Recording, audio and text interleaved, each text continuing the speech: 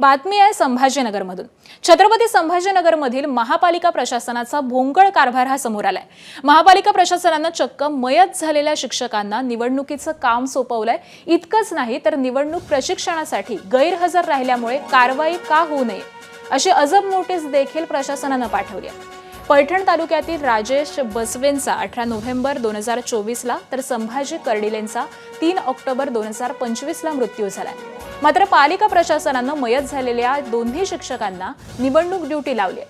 या सर्व प्रकारामुळे पालिकेच्या भोंगळ कारभारावरती आता संताप व्यक्त केला जातोय। एबीपी माझा, उघडा डोळे बघा नीट।